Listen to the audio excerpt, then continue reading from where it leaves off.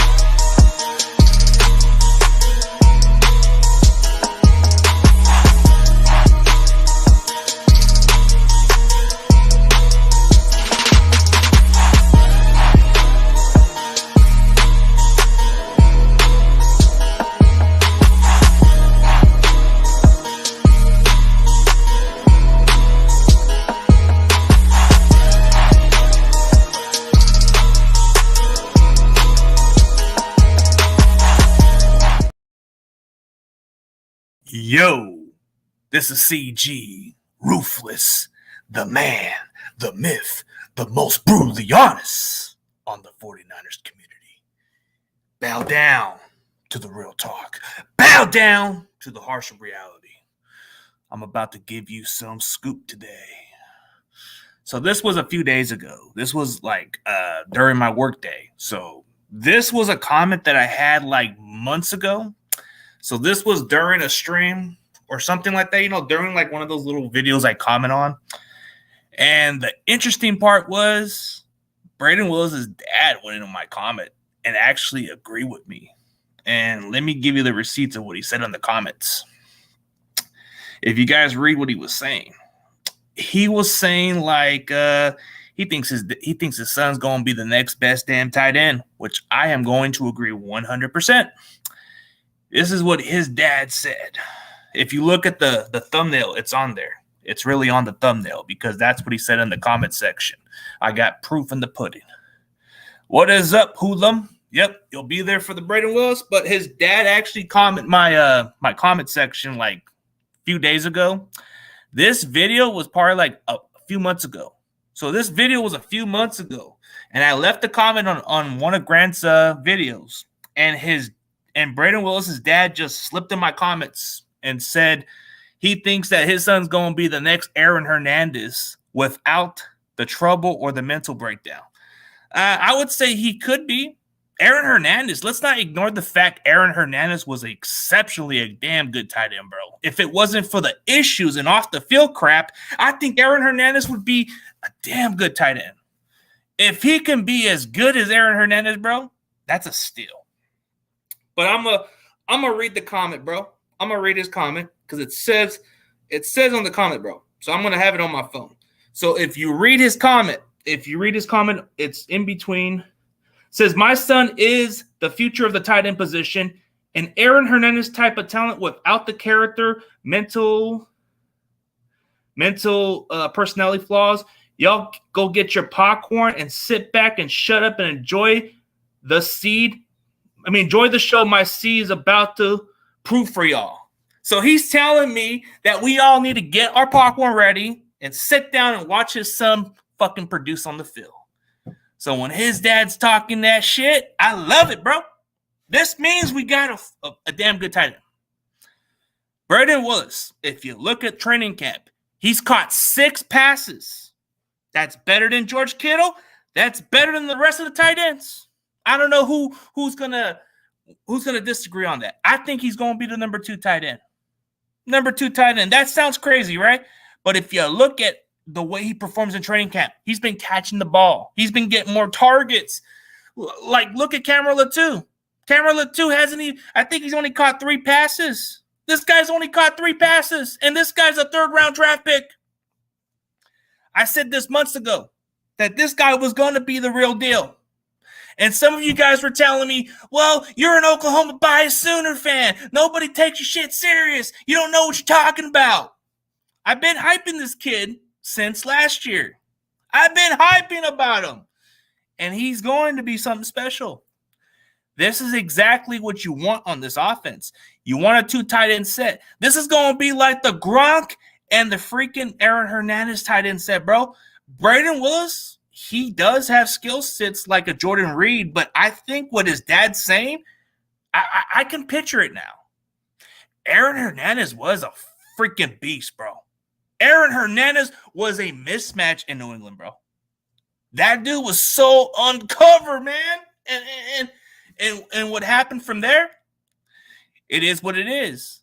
But, man, if we can get that Aaron Hernandez type version of Brayden Willis, bro, that's going to be scary. See, everybody is agreeing with what I'm saying. But when this is just no joke, bro. No cap. No cap. Like, I'm dead serious. But, hey, his dad's saying that his seed's going to produce. So it's going to be get your popcorn ready for sure. But, yeah, this was just something that caught my attention because I was at work that day. So when I saw that comment, that was on a Saturday. So Saturday, I was working my double shifts like I always do. And I saw the comment, and I'm like, this shit was a few months ago that I put this comment. And then to find out, I'm like, wait, is that Brayden's dad? Because he goes in my comment section, and he's telling everybody that his son's going to be good. I got a good word for this. We're going to see in the preseason. I'm pretty high on this kid. And last year, I was very high on Spencer Burford. I was high on Burford. Some of you guys said, no, he's not going to start. He's a rookie. Shanahan doesn't start rookies. Well, Burford was the exception, and I stuck with it. Brayden Willis is going to be the number 2 tight end. I think he's going to be the number 2 tight end because what he does is he's a blocker too, and he's a hybrid tight end, bro. He's a mismatch. That's a big body wide receiver, bro. That's not even the thing, bro. That's something we can do in our offense, bro. Make the job easy for Brock or Trey or Sam, bro. You're gonna if we do a 2 tight end set, that's gonna open up the passing game more. That's gonna make Kittle more wide open. That's gonna give Brayden Willis some opportunities to get the ball. Like you think about it, bro. Camarilla 2 is a work in progress. I just didn't seem too high on this kid. But it can change later on. But what's up, everybody? Let me check out y'all comments. Notorious GAV. Shout out to my boy from the Wales. Man, salute, brother. Hoodlum, what's up, Hoodlum, man? Badass name. I think he's a Dallas fan, if I'm mistaken. What's up, Crazy Juice? Romello Bell. I see you at Facebook, so seeing you around. Carcast, what's up, my guy? And we got Davis Abraham. Davis Abraham, bro. He's been coming in the building. And the coolest name, actually more cooler than Seahawks Eddie. I got to say 49ers Eddie. What is up, man? And then we got my guy, the B-Boppin' Jones in the building. So everybody, y'all want to talk some football? I got a little extra time. I'll drop the link so y'all can talk some football, man. This was just an interesting thing I didn't even catch on to. So unfortunately for Sunday, the Rock's uncle had to reschedule because I guess he got suspended on Facebook because he couldn't go on to his thing. But I think by tomorrow I'll be able to have him on. So if you guys want to hop on, we can talk some football, man. Talk some football. I just wanted to leave an interesting comment. I just wanted to throw it out there that Brayden Willis's dad, he might have been watching some of my content, so maybe he might have took my word for it. So I think he might have seen what I said. So that's probably what got his attention. But for all you guys, that's pretty interesting, huh? I highlighted the comment. He puts the comment into the words, bro. He says that his son's going to be like the Aaron Hernandez in a good way, hopefully. Not the mental flaw guy, but you get what I'm saying. We got to wait and see what happens, man. So that's going to be pretty interesting. So Willis could be, I don't know about Offensive Player of the Year. If he gets more targets, I would think he could be. All I want to see is the change of the tight end position behind George Kittle. I definitely agree. Crazy Juice, I'm thinking exactly the same way as you, dude. I think that's what we need to see. And y'all could just hop in if y'all want to talk some football. Yep. I just want to see this position look better. That's what I want to see. But Yeah, he's going to be number 2 because he fits more of our offense, and I hope that's the change. I hope they don't freaking just give it to the other guys. Like, I think Brayden can be our number 2. I don't expect him to be Kittle, bro. I expect him to be a very solid number 2 tight end. Like, Cameron Latu is more like a work in progress. I would put him at 3rd. That's either here or then. What is up? What's up? What's up, CG? What's up, Davis? How's it cracking, man? Nothing much, just chilling at the crib. Yeah, dude. Yeah. I had not much today, man. I was working pretty busy schedule, but that caught my attention. I looked at my notification. I'm like, shit, does that actually comment my shit? Yeah, that's crazy, man. That's awesome. No, but sometimes you got to throw in a little spotlight and say this is what was said in the comment. But I guess his dad's a little cocky too. Yeah, man. I mean, I believe Willis gonna put the league on notice, brother. Yeah, I think I think his position is exactly what Shanahan was looking for when he had. Yes, sir. Jordan Reed was exactly the kind of player he wanted, but he didn't have a long career. Yeah, and the thing with Willis is he's young. He's got a lot of talent, man, and I'm looking forward to seeing him put in some plays for the Niners, man. Yeah, he's actually caught 6 passes during training camp from what I'm looking at compared to the rest of the tight ends. That's insane. Yeah, the most targets that we've seen from a tight end was when George Kittle was a rookie. But nice. Yeah, and then love to see it. Yeah, Cameron Latu is kind of like another intriguing guy. He's still kind of a work in progress right now. Yeah, he looks like a project that they're working on too. Yeah, I mean, what's your thoughts on Cameron Latu, man? I've heard he only caught 3 passes. I mean, he's young, got a lot to learn. He will produce maybe in about a year or 2. I think he'll get there though. Yeah, if he stays on track. I mean, I feel like the group of tight ends is pretty raw. Like I like the depth. Who do you think is the odd man out? Who do you think is the odd man out between the tight end group? I think Charlie Warner's out. Charlie Warner. Yeah. If only he can catch the ball, he has a good chance. Exactly, man. But he's a blocker. That's what he's a real good blocker. Yes. But definitely. Don't you think maybe Ross Dwelley might be the odd man out because he doesn't really block? Be too. Yeah, he could be. I mean, he does have some pretty good blocks here and there, but I mean, and he can catch the ball. So yeah, I think I think maybe that's why you feel about Dwelley making the team, because maybe he's not a great blocker, but he could catch when he gets these opportunities. Yeah. Charlie Warner just has butterfingers. He is kind of like Vance McDonald with those butterfingers. Vance McDonald. Haven't heard that name in a while. No, but he wears number 89 and he looks like him. Yeah. Like when we first drafted this guy, I'm like kind of looking at the hill and I say, hey, is that Vance McDonald coming back? You're like, hey, that looking like Vance right there. Yeah, dropping them passes too. Goddamn. Oh man. We didn't lose a beat. Yeah. Yeah, man. I'm looking forward to the season, brother. So how do you feel about Brock Purdy or the quarterback situation? Do you feel like this is a wait and see what's going to happen? Nah, he's ready to go. He has all the tools. He has the weapons. He's a smart kid, man. Just has to. From last year, brother, I didn't expect Brock Purdy to come out and show out like the way he did against Miami when he came in. Because prior to that, all been hearing from practice is he's been sailing the ball, not consistent, and he was horrible, this and that. And then he comes out and just balls out, bro. For the remaining of the season, I'm like shocked. I mean, through those 8 games, there wasn't quite enough film on the defense at that point. Now that he's going to be tested and he's coming off an injury, that's going to be challenging. That's going to be real challenging. Pittsburgh's got a really good defense. I think they're going to they're going to do a lot of they're going to test on Brock Purdy's tendency a little bit. I mean, I'll be a little critical, but I'm not like I'm going to set the record straight. I don't hate Brock Purdy. I like Brock Purdy, but I'm not trying to fall for this Jimmy G syndrome thing where he looks so great those games and then we get fooled by it. It's like I'm trying to pump the brakes for a little bit.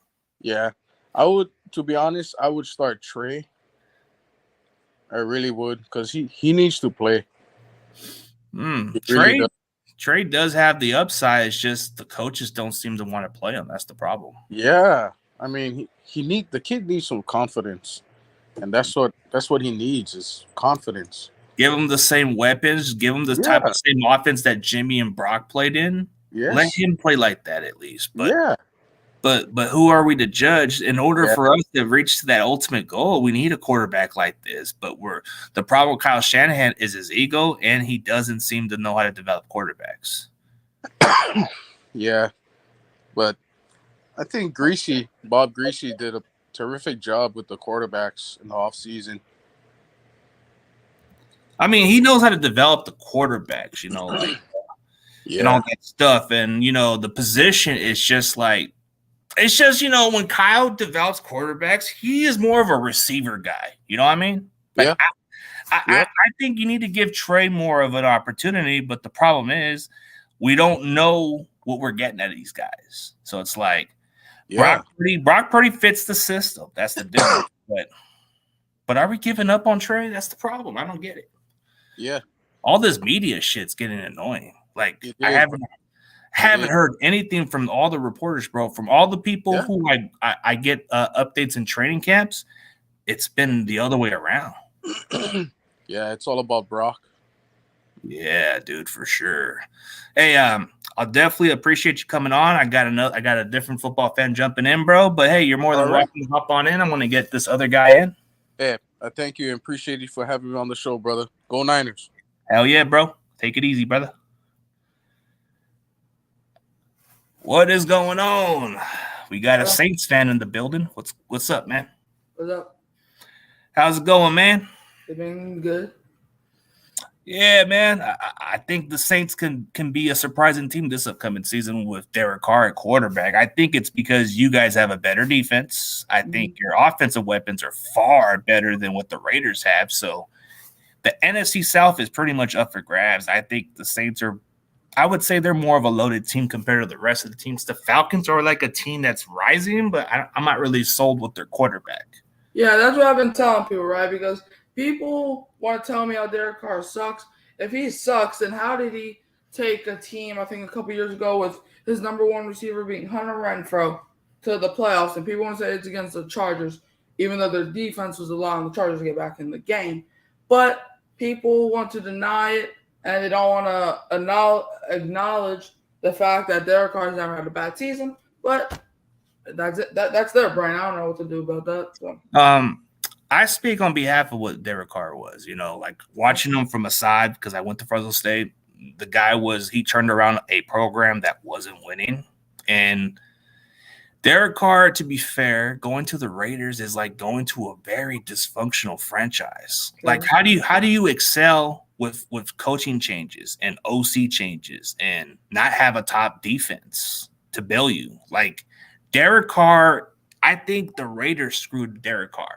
And I know Amparo will get some flack from the Raider fans, but I think the problem is if Derek Carr was on a better team, which we're gonna get something different this year. If come on, the Saints are pretty loaded. They got a solid defense, so that's gonna make it easy for Derek Carr. Yeah, I feel like our problem last year was that we didn't really have a true quarterback, because obviously I was high on Jameis Winston. If you look at the videos I've been making, and also videos on other people's channels, I've been on Jameis Winston since day one, but obviously got hurt the first 3 games, didn't really play great. Then we had Andy Dalton, who kept pissing me off every time he even attempted a pass. So, and look at the weapons we have, right? We have Michael Thomas, who I know gets hurt a lot, but to be fair, people refuse to acknowledge it, right?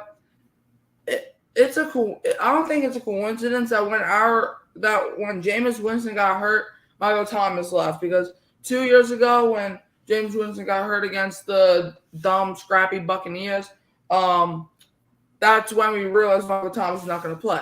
Then last year when Jameis was sidelined, Michael Thomas stopped playing, right? And Derek Carr has never had, I think his highest defense ranking was top 20. You're coming here with a top 5 defense. Marshawn Lattimore, Mario Davis, Pete Werner, who is super underrated. Paulson Adebo, super underrated. Alontae Taylor, super underrated. Because Alontae Taylor held the number 1 receiver in football, arguably last year, to a single catch.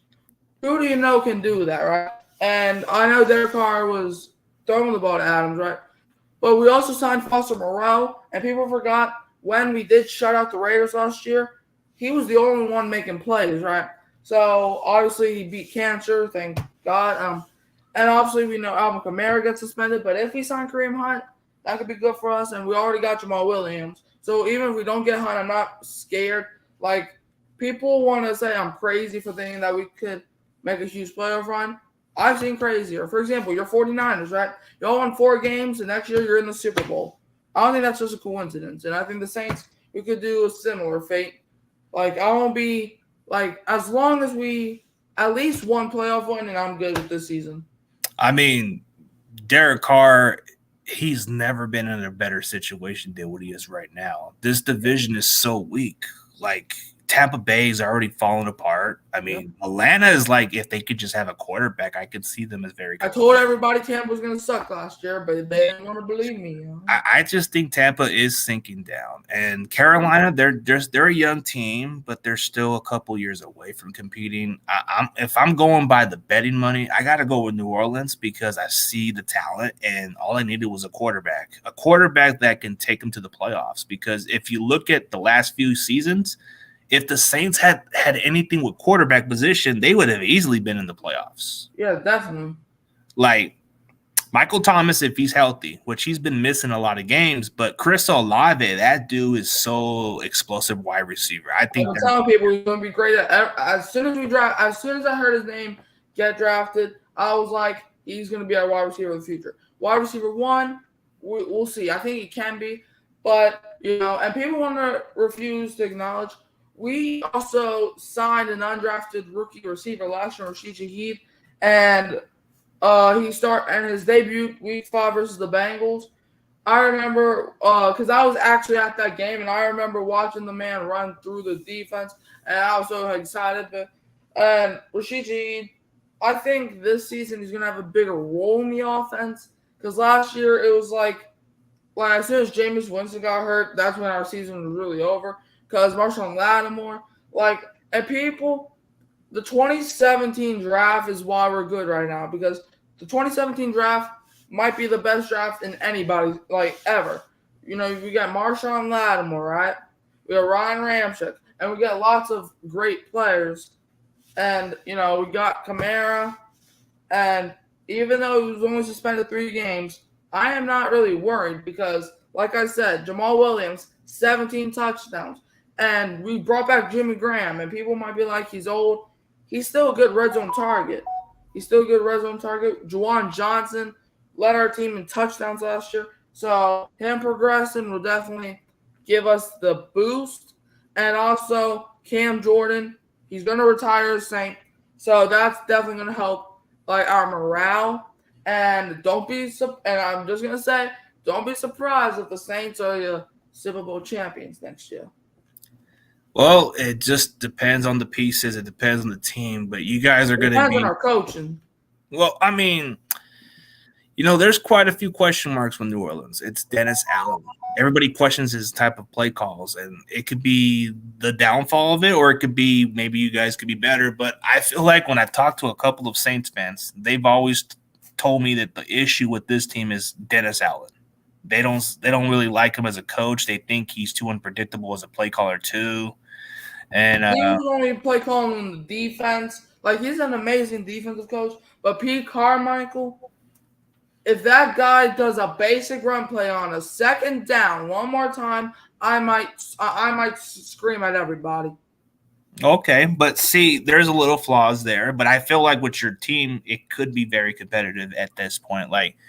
NFC South, it should be no excuses for New Orleans. You guys got a loaded team. It should be more in favor. And Derek Carr should be a lot better than what you guys got. Andy Dalton, this is not the Andy Dalton of decades ago. I mean, this guy was doing pretty well in Cincinnati, but Derek Carr, he's been wasted with the Raiders. I think going to the Saints can be the blessing of disguise, just to get out of a bad organization and maybe go to a real team that really needs somebody like him out there. Yeah, like he lost his coach, one of his good wide receivers obviously got arrested, and they had all this drama going on in Las Vegas, and yet they still made the playoffs. And you know what's funny? There's a Bears fan, right, and Giants fan who keeps saying that Derek Carr has not won a playoff game yet. But last time I checked, Daniel Jones only has one playoff win. Justin Fields has yet to make the playoffs. So, and also, we would have won multiple Super Bowls in the Drew Brees era if we had a defense. Now we have a defense, right? And now we don't have to rely on one receiver getting all the targets. Because, like, if you're double teaming, can't guard Mike, okay, we're just going to throw it to Olave in the slot. Oh, you're double teaming Olave too? All right, Shaheed's downfield for an easy touchdown. Oh, you're guarding that? Okay, let's just check it down to Jamal Williams or Kamara.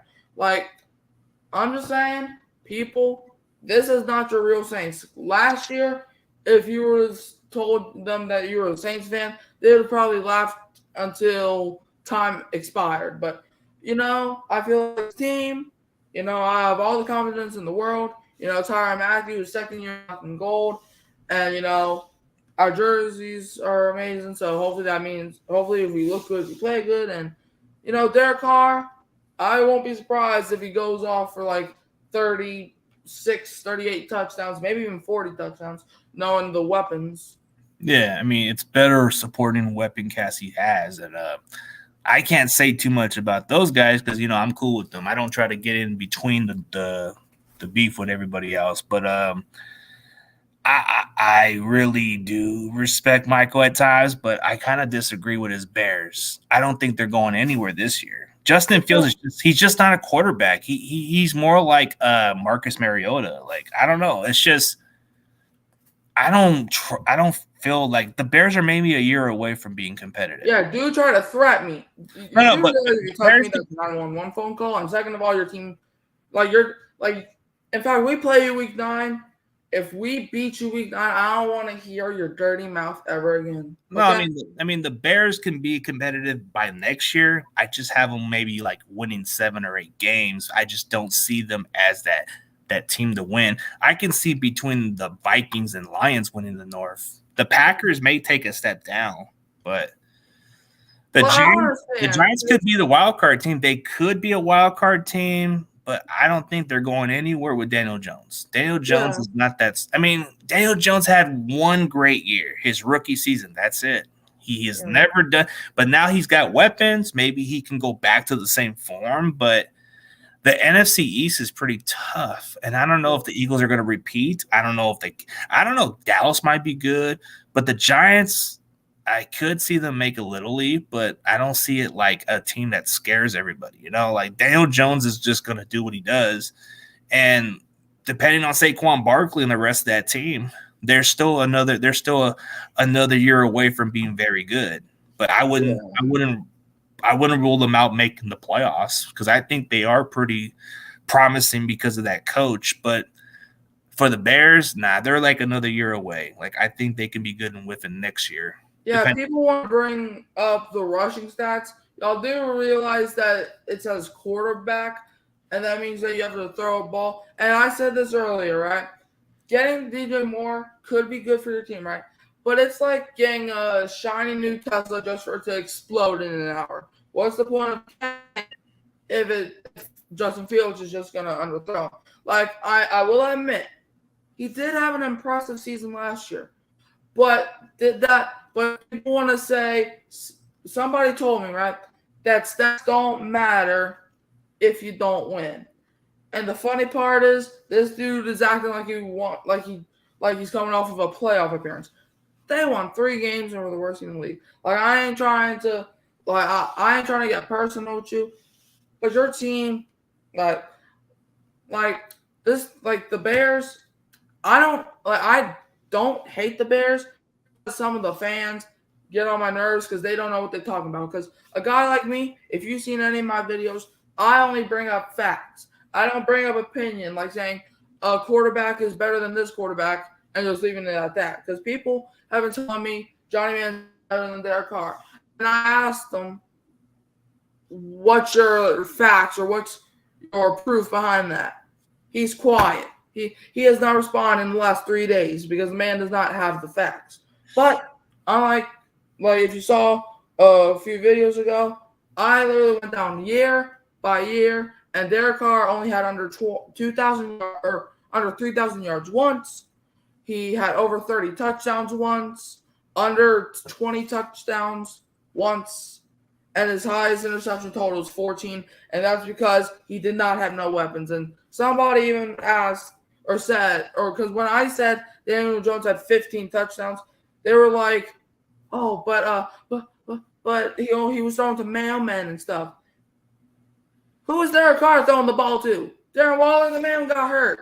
Devontae Adams, he was amazing for one season with Carr, but the defense, other than Max Crosby, was not showing up last year. Yeah, like they don't have nothing on defense. I mean, Chandler Jones is washed. He's old. Yeah, he's old, bro. He's not the same. And then you look at the rest of the guys. I mean, they kind of missed out a couple of opportunities. They should have got Jalen Carter instead, but Jalen Carter could face charges, so maybe they're off the hook on that one. But I mean, I've talked to plenty of these Raider fans and a lot of other fans, and they give me their different opinions about how they feel about Carr and other stuff. And I feel like he was kind of underappreciated there. So, like, I guarantee you, if Carr signed with another team other than the Saints, they would probably be celebrating and saying that he's going to be amazing, because every time somebody signs with the Saints, they want to bash him. For example, when Julio Jones, when there's rumors about him coming to the Saints, and I'm not going to lie, I said he was washed too,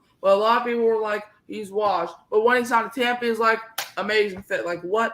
If you're going to stick to it, if you're going to say something, you got to stick to it. Like, that's like saying Derek Carr is better than Patrick Mahomes, then Pat Mahomes winning the Super Bowl, then you're like, Pat Mahomes is better than Carr. No, you have to get the evidence. All right, Derek Carr, he was a second-round pick. He wasn't even in the first round in his draft. Daniel Jones and Justin Fields, they were first-round picks, and they have not had nearly the success that Carr has had. So, Carr, if they do that 2014 draft all over, I could see him going in the first round, but people are just idiots, so they don't know what facts are until they actually see them. I mean, Carr would have been easily a first-round talent, but it was just because of his brother didn't pan out. That's part of what got him to drop. But, you know, like when you look at all the teams I predict, like let's see, NFC West, I only see Seattle as like the only problem to my team. But then the Rams, I'm already telling these Rams fans, you guys are not going to do squat for a while because you guys have more holes on their defense than SpongeBob. Dude, like they pretty much gotten rid of all their star players because of the cap space. So that's going to take a while. The 3 players cannot carry your team. And Aaron Donald's already at that stage. So it's like you only have him and quite a few other guys, but that's going to take – Cobb is hurt, so we got to see his status. Oh, and Stafford may not even be the same because, like, the way he's played, I don't know. The one that when he came to the Rams, yeah, he did win a Super Bowl, but now they're suffering with cap space. And I hate to say this. I'm not sounding like a hater to the Rams, but I don't think they're just – they'll be lucky to win maybe 7 or 8 games because of their talent, because it's a young team. They got a lot of young holes on defense. They got some other receivers besides Cooper Kupp. Like, who's going to step in? Like, Van Jefferson, he's okay, but he doesn't really scare much. He's a deep target, but other than that, like, you can't run center. And this is my problem, right? So, first of all, Rams, screw you for ruining my chances at winning this in a Super Bowl. I still have not forgot about that. And second of all, right, people want to say, oh, Michael Thomas, oh, he's slant boy Thomas, oh, he's slant boy. Cooper Kupp does the same thing as well, but he's the best receiver. But when Michael Thomas does that, he's a slant boy. They call Kupp a slant boy for keeping the same. Like, all Kupp does are fades and slants. And all Thomas does are fades and slants. And he separates pretty well out of all the other. Same energy. Yeah, I mean, Kupp. Just he catches the ball consistently. That's pretty much their entire weapon is him and Tyler Higbee. He's a decent tight end. Van Jefferson, I seen one breakout season out of him, but out of that, there's nobody else that can. They're hyping on Demarcus Robinson. This guy was a fifth receiver for the Chiefs a while back. I forgot that he was even in the league, to be honest. And they're hyping this kid. And then they just I don't know, they're hyping on this Stetson Bennett guy. That man ain't gonna play until his third year if he's lucky. I can't take that. I can't take it serious. And I'm trying to educate him. Say, is it because he's looking good because your defense is pretty bad? It gives me a different story. But when they said, "Oh, look at your guys' quarterbacks," well, dude, we have a really good defense. We have a really good defense. That's why our quarterback kind of has that little performance. It's kind of a mix when it makes the team better. Oh, I don't know. Skoranek is like a weird player on the Rams. He is pretty weird. Like Skoranek, like that man, like y'all. I don't know why. I don't know when this became a trend. But some people are acting like this man's the next coming of Jesus Christ. His name is Ben Skoranek. He ain't no Cooper Kupp. He ain't no Devontae Adams. He ain't no Justin Jefferson. He's Ben Skoranek. I will admit, he is a good number 2 receiver if he's healthy, right? Because people are double teaming Cooper Kupp. But Ben Skoranek, like, he had like a couple good games other than that. Like, because Stafford hated Allen Robinson. He would never look his way. And Allen Robinson was not the same ever since he left Chicago. And then y'all want to act like, so now he got traded to Pittsburgh. That ain't going to make no difference. Like, Ben Skoranek, he's good. But y'all acting like this man's a top 20 wide receiver. That man is barely top 40. Oh, he made a block on he knocked out Chandler Jones, or he knocked out JJ Watt. Oh yeah, Skoranek is good. Ramble up. Like, come on, man. When I see Ben Skoranek go head to head with like a Trevon Diggs or Marshawn Lattimore, oh please, Lattimore's gonna lock him up, or if they ever went head to head. But until I see him going up against a number 1 corner like Marquez Callaway had to do in that miserable year when we were injured and still found success, then we can talk. But other than that, keep your mouth shut. Y'all are, man, and I still have not forgot about that time. Y'all won the Super Bowl, and I'm going to die knowing that. Oh, well, the Rams secondary, they made Juwan Jennings look like freaking really good. Like, I mean, I feel like we got a good offense. I feel like we can still compete, even though the quarterback position is the question mark. But when you have the most depth and you have a lot of talent, it can always make up for the other flaws. But as long as Brock Purdy can stay healthy, and as long as Brock Purdy can prove me wrong, if Mr. Irrelevant can overcome the obstacles and win the big one, then I don't have no doubts in my mind. No offense, but any quarterback that is not terrible is going to succeed in your offense. Yeah, like as good as our offense is, you could have any other decent quarterback, and Shanahan just wants that guy to listen to him. He wants to be the star of this offense. That's the problem, his ego. But, yeah. When you look at the rest of our quarterbacks, like if you look at under Shanahan's resume, like what's an elite quarterback to him? I mean, I can only think of Matt Ryan because that's the only quarterback who was actually pretty elite at one point. Kirk Cousins, they still blew a 28-3 lead. Thank you, son. I keep saying that. Man, but Shanahan he gets a little too conservative, so that could be the concerning factor. But yeah. But yeah, I don't speak on a lot of other teams in our division and other teams in general, but I think this upcoming season, I think Seattle's going to give us a run for their money, but will it be good enough? I don't know. I feel like Pete Carroll was probably an underrated coach. People keep bashing him because he did not run the ball on the 1-yard line. I don't think it's a coincidence that Geno Smith has been sucking his entire year, and Russell Wilson was not a day 1 pick or a second-round pick. And both of the guys found success. I don't think that's a coincidence. So I think we should give more love to Pete Carroll because I know some Seahawks fans and they are high on Pete Carroll. And honestly, I'm high on them too. Like, I feel like the Seahawks, I feel like last season, I feel like it was more Pete Carroll than Geno Smith. Because Geno Smith, even though he had a good year, this is like the first time that he really popped off, even though some people are saying that he's better than Derek Carr, which is a damn lie. But Geno, he's cool. I feel like He's definitely a solid quarterback. I just don't like. I don't think the Seahawks are going to go very far with him as your franchise quarterback. And I don't really know if he's a franchise quarterback. Like, people want to say but they signed him for 4 more years, so obviously he's a franchise quarterback. I wouldn't really say that that they signed him to be a franchise quarterback, but more a bridge quarterback. To say if he does not work out this season, right? Say if he absolutely tanks, say he sucks, and say the Seahawks only win 3 games, right? They can draft another quarterback this upcoming draft because there's some guys, whether it's Caleb Williams, Drake May, Quinn Ewers, whoever it is, and who knows, right? Because the Seahawks, they always draft diamonds in the rough. Usually it's on defense, but hey, they might draft the quarterback. I mean, hey, Tom Brady was a 6th-round pick, and you see how he turned out. So yeah, we'll definitely see about that. I just think that Seattle's ceiling is they'll definitely give us a run for our money, but they will. I don't know. I mean, when a lot of people keep saying we should be worried about the Rams, No.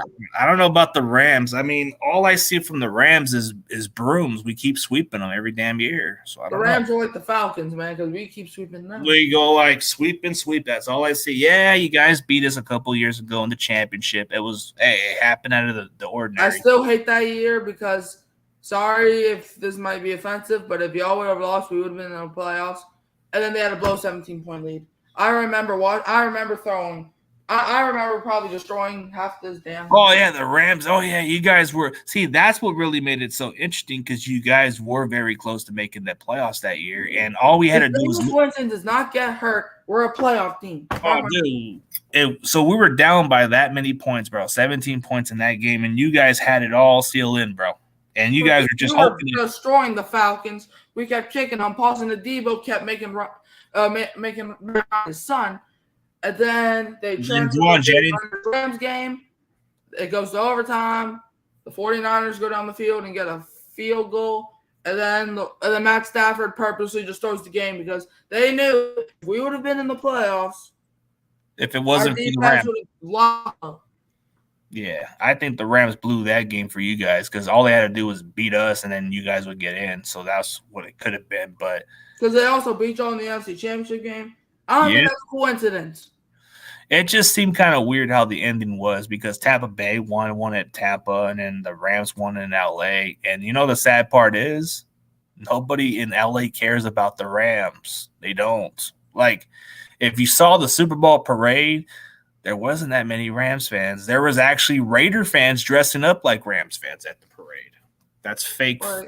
That's fake fans out there. But there's some legit LA fans I'll give. But it was the worst Super Bowl parade in the history of Super Bowl. I remember watching that Super Bowl. It was I was high on the Bengals because obviously being a Saints fan, growing up in Louisiana, the Bengals QB, if you're not living under a rock, is obviously Joe Burrow. LSU won a national championship for the LSU Tigers, so I was high on him. And his second year, or technically his first year, if you want to count like how many games he played, I remember him I said the Bengals were going to beat the Chiefs before the championship game, but I'm the idiot, right?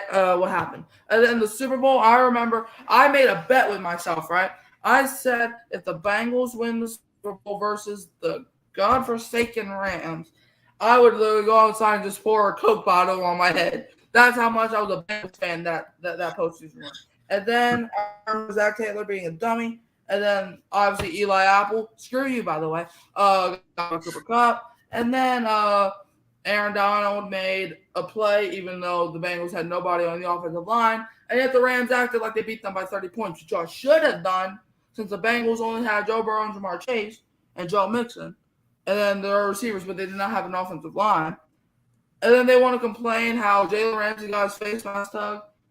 At least they didn't. Well, they didn't call that, right? But they called the penalty for you. Oh, where have we saw that before? Where the Rams got away with it because of the damn refs.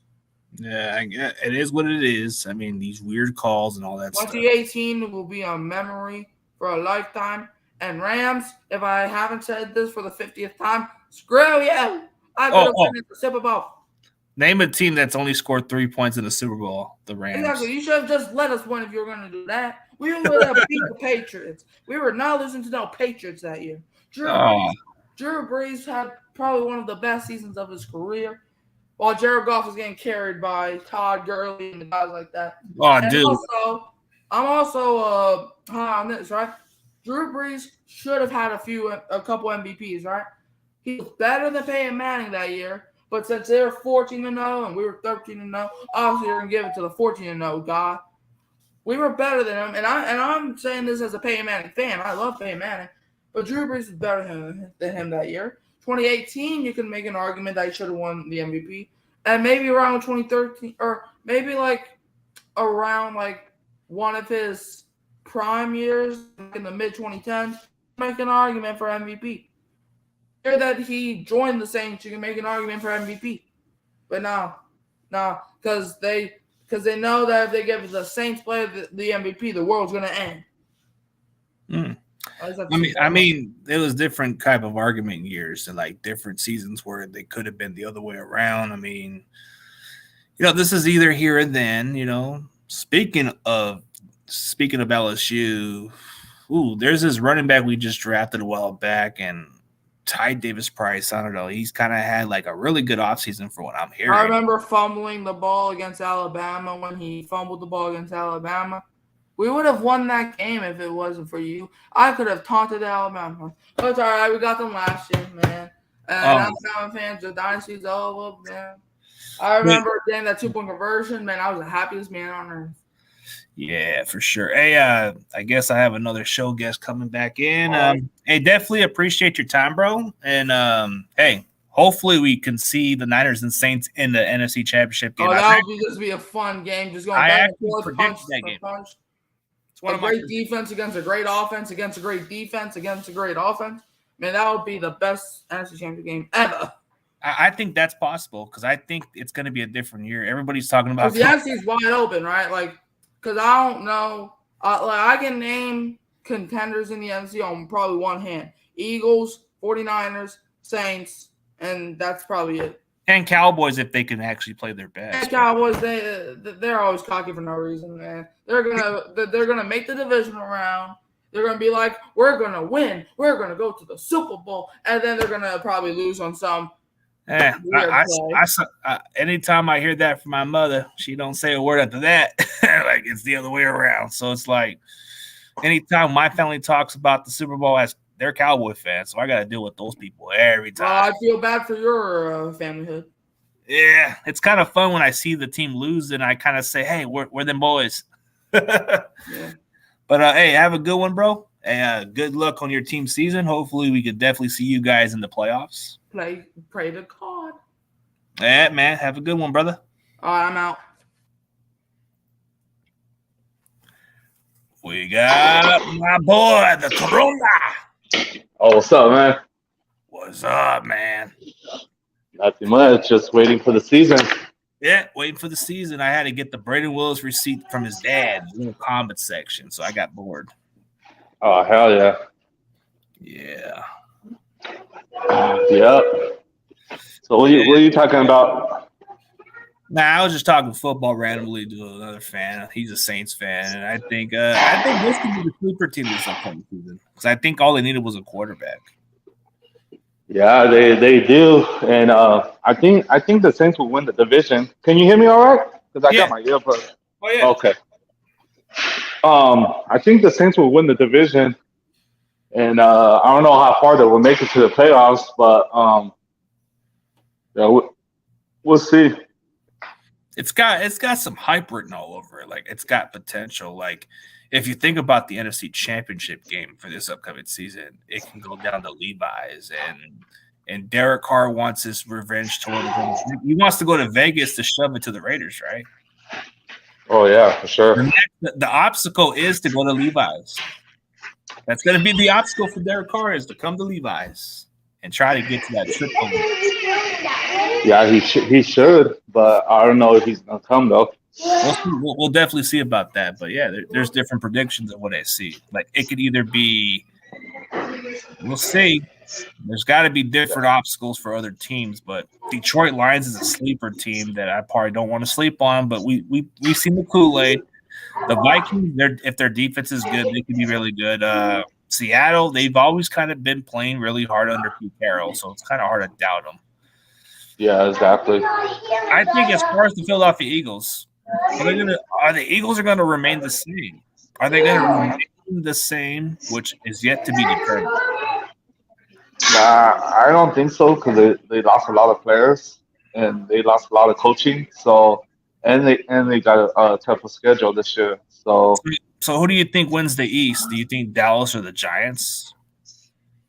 I say between the Eagles and the Giants. Oh, Eagles and Giants. So you're not sure about the Cowboys? I would say Dallas would probably look good on paper. Nah, I don't think about Dallas. Oh, dude, like they're gonna get Tony Pollard the ball more. They got Brandon Cooks on there. They got some good receivers, but then the Giants are kind of like the mighty underdogs. Then you got the Eagles who are pretty loaded either way. Right. I think it's gonna be the Giants or the Eagles winning that division, but I think the Eagles will win it. Oh, Philadelphia, man, we're going for another rematch. Maybe we'll see. I can see different case scenarios who we play. I don't know. This sounds kind of like, when you look at the expectation of the Niners, I've always say, NFC Championship would probably be our best ceiling, and we'll go from there. Exactly. I don't know, bro. We can win 2 playoff games and get there, but after that, it's questionable. Can our quarterback stay healthy, or can our entire team stay healthy for the season, or else I don't see it. You know what I mean? I think we will win those two playoff games, and we have to just go over that hump and win the NFC Championship. I just hope it's at Levi's this time. Yeah, me too. Hopefully we get home field. We're undefeated in the playoffs. Like, if you look at the record of the Niners playing at Levi's Stadium, you want to know how many wins and losses we got there? 0 losses at home and okay. I'm gonna name you the playoff wins we got. Minnesota Vikings was our first playoff game at Levi. We won that game. The Green Bay with Jimmy. Yeah, the Packers in the NFC Championship game, we won that one. Yeah. Okay. The Seahawks and Cowboys, that was a win. That's 5. No, 4. Oh, 4. So we're 4-0 at Levi's, bro. That's a record. Yeah. See, I say we need to have the game at Levi's, bro. We got to get the number 1 seed. Yeah, we do. Because Levi is home field advantage in the playoffs. And our crowd cracks it off too. We loud and we always loud for our players to pump it up and get stronger and win the game. Yeah. I feel like a number 1 seed does matter for the NFC because it's not the strongest conference. Because you look at the AFC, it's pretty loaded. It's pretty tough. Outside of Kansas City, those other AFC teams are not that good, like everybody says. Like, I can give you a reason why those other teams besides the Chiefs are good. Okay, like the Buffalo Bills, they seem like the mighty choking team. They're not a team that's they're not gonna be a team that's gonna finish in the big game. Let's see. Cincinnati Bengals, they choke when it matters. Let's see. Another team I think that in the AFC, Miami Dolphins, they just seem like a team that's gonna choke at some point. The Titans. Whatever they got going. Titans, bro, they've been choking for quite a while, but the Jacksonville Jaguars, this is a football team. I like what I've seen from Jacksonville. Oh, yeah, me too. But I don't think they're going to be a team that's going to finish. But they do have Doug Peterson. He does know what it takes to win. If they don't win it this year, I'll give them like 2 more years to win it and go to that big game, Jacksonville. Hey, let's give a shout out to my Niner brother. Since we all talking Niners, let's bring my boy, Carl Cass, my Niner brother. What's up, Carl Cass? Yo, what's up? What's up, man? What do y'all think about this upcoming season, man? Because the Niners are on a roll, man. We're just kind of take it one game at a time. But Pittsburgh's going to be a pretty challenging game, man. Yeah. Oh, yeah.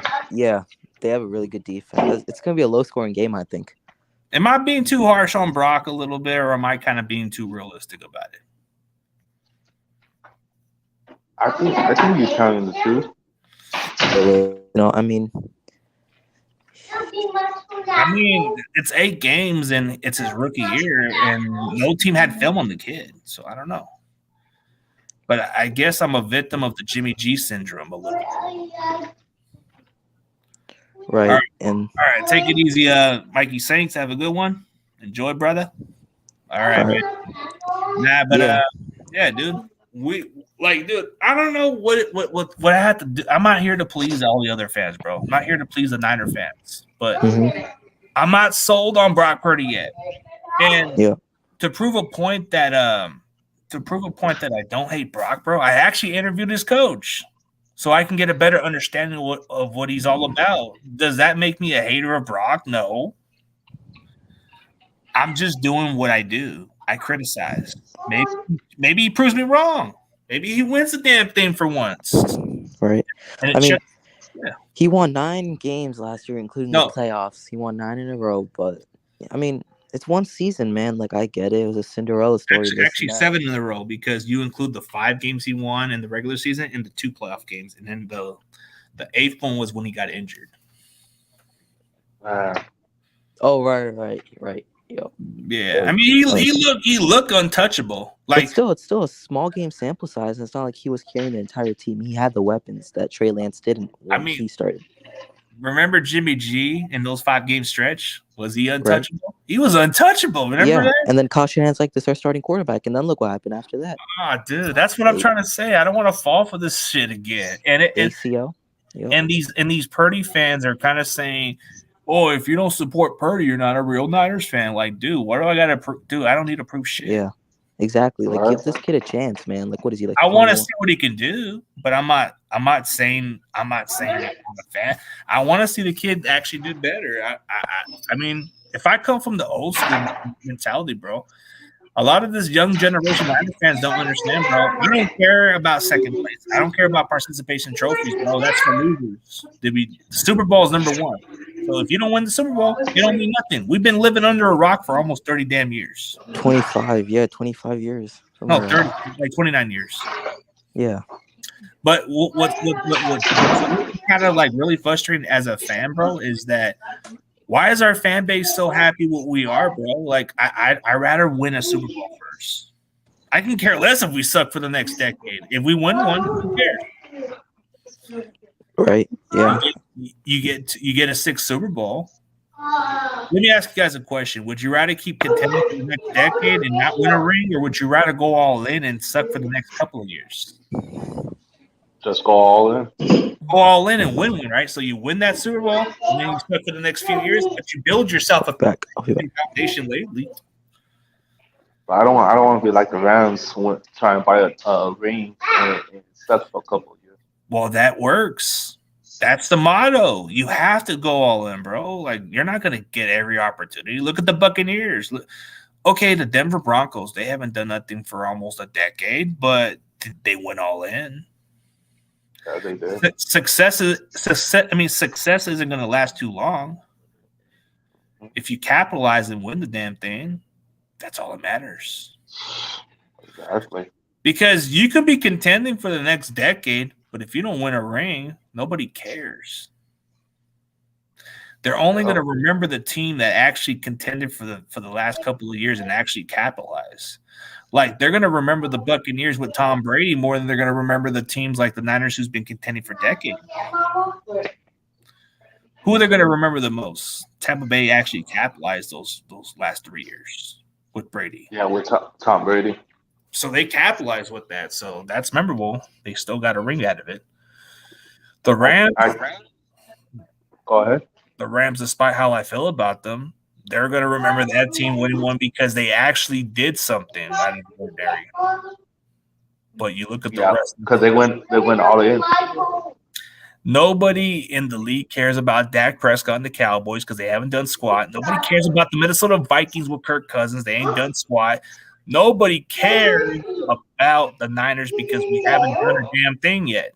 We haven't won one in a while. So that's the difference. The truth hurts. but we haven't done nothing for quite a while.